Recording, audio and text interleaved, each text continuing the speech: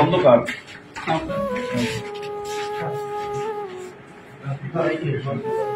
পরিস্থিতি স্যার এখন হলো আপনার আমার 12 মেগাওয়াট লোড।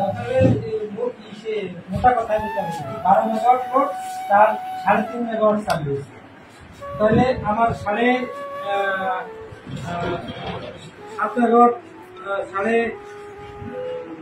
8 মেগাওয়াট এখনো বাদ দিয়েছে, বড় অংশ রয়ে গেছে।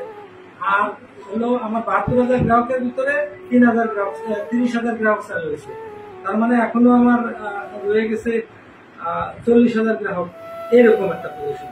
আচ্ছা, এবার স্যার হলো এই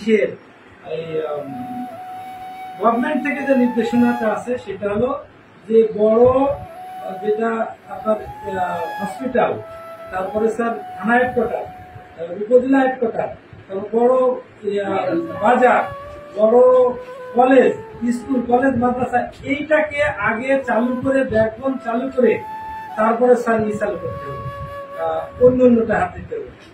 সেই হিসাবে আমি স্যার চালু করছি দরিচন্না, আমি চালু করছি ফুলদুরি বাজার, আমি চালু পরীক্ষাল বাজার, তারপরে স্যার চৌমোহনী বাজার, রায়গড় বাজার, কদমতলা বাজার, বাজারগুলো আমরা ম্যাক্সিমাম চালু করে ফেলেছি। আপনার কি বলে ওই যে স্ট্যান্ড এটা স্যারের এখানে ওই যে 1000 বিঘের স্ট্যান্ড,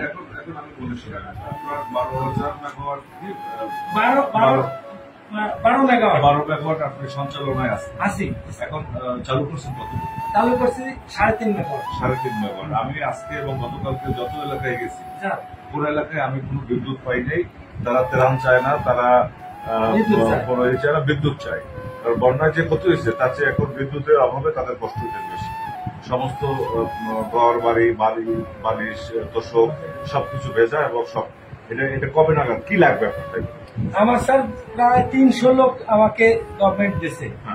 এই 300 লোক আমার কাজ করতেছে। আমার এমন কোন স্পেন নাই, এমন কোন খাম্বা নাই যে ওই খাম্বায় কাজ করিনি। আমার প্রায় 249টা খুঁটি ভেঙে গেছে, প্রায় 400-500 খুঁটি মাটিতে পড়া। এগুলো কি ঊর্ধ্বতন কর্তৃপক্ষ জানেন না? এখানে চিফ ইঞ্জিনিয়ার স্যার এসে বসে আছে পটুয়াখালীতে। এবং আমার এখানে গত পরশুদিনকে পরীক্ষালে উনি সফর করে গেছেন। পরীক্ষালে স্যার একটানা এক লাইনে বাবুগঞ্জ বাজার পর্যন্ত সমস্ত লাইন মাটিতে, সমস্ত একটা লাইনও খুঁটিতে নেই। এই লাইন নতুন করে তৈরি করে তারপরে করতে হবে, নতুন করে তৈরি করে তারপরে লাইন চালু করতে হবে। পুরো লাইন অনেক সময় তো লাগবেই স্যার।